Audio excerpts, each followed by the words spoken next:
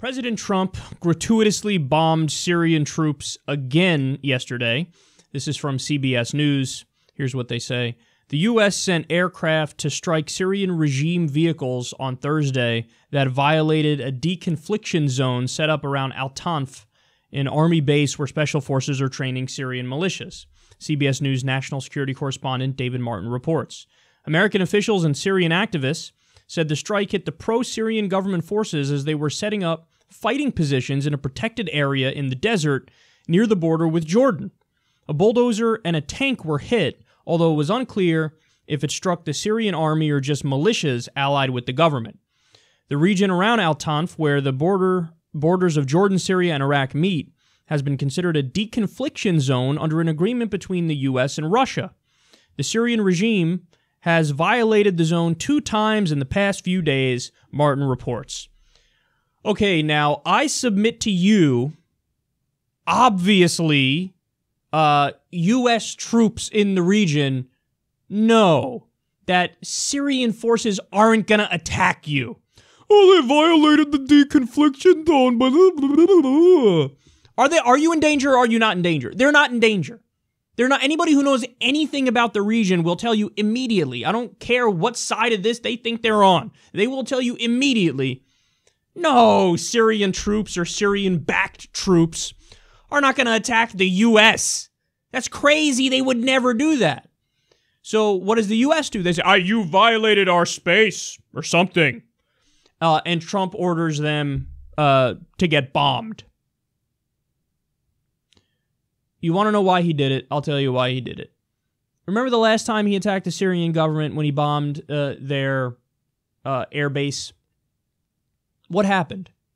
The media across the board decided to give him fawning praise and adoration. You had Brian Williams saying, the beauty of our missiles. They're so beautiful. Where's my lotion? I just want to have some fun, right? Just leave me alone for 5 minutes. I mean, what? Our missiles are so great. They're so lovely.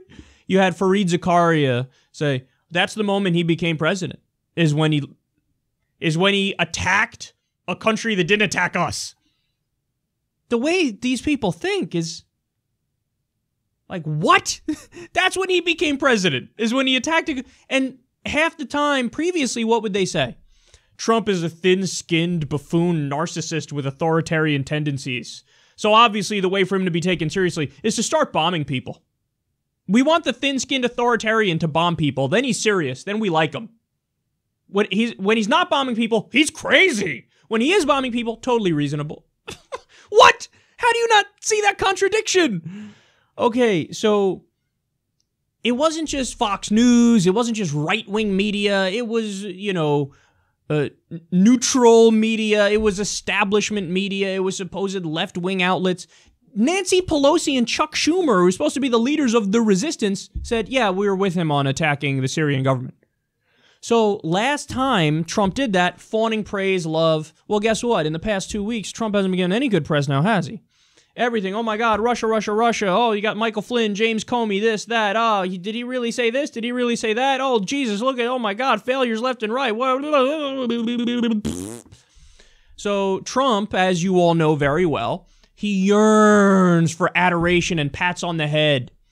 And, it all depends on what crowd he's in front of. If it's in front of a rally crowd, I'm going to say things that make the rally people happy. If he's in the establishment and in the White House, all he does is watch 6 hours of fucking cable news all day, and that's been reported repeatedly, and he wants to, make the people in his inner circle happy. So, I don't know, what's the best way to do it? I've been getting bad press. Last time I bombed the shit out of Syria, I got good press. Let me bomb him again. So they bomb him, boom, everybody reports on it. I mean, look at this sick system that we're living in, man. The president, I don't know, I'm doing poorly. I'm not getting good media coverage. Let me go bomb some shit. That'll make it better. I mean, what a rotten, disgusting, grotesque system that is. Corporate media's failed you. Checks and balances have failed you. I mean, and I don't even need to bring this up, but I'll bring it up anyway. To attack the Syrian government is mental. I mean, what you do when you're doing that is you're acting as the Air Force of ISIS. Now, look, I get it. People say, well, I mean, come on. It's not like the Assad government hasn't done horrible things. I'm sure they have. Absolutely no question about it. But it's also just a fact that the majority of the rebels, according to various studies, are at least 60% Islamists and jihadists. Al-Nusra, which is Al-Qaeda in Syria, they're one of the strongest fighting forces. ISIS is there. And by the way, Al-Nusra changed their name to Arar al-Sham because they were too obvious they were Al-Qaeda. So, yeah, we're not Al-Qaeda anymore. See, we changed our name. So you have terrorists on one side, and you have an unsavory government on the other side. And what are we doing? I don't know. Why don't we go ahead and act as the Air Force of the jihadists? Because whatevs. I gotta get better media coverage. And also, let's face it, the deep state in the U.S. wants regime change in Syria because Syria is aligned with Russia and Iran, our enemies. So we want a client state over there. We don't want somebody who's going to question U.S. hegemony, so we want to topple them. So it's... Yet again, they're doing the exact wrong policy, and I actually believe Trump is doing it for brownie points from the media, which makes it even more vacuous and even worse.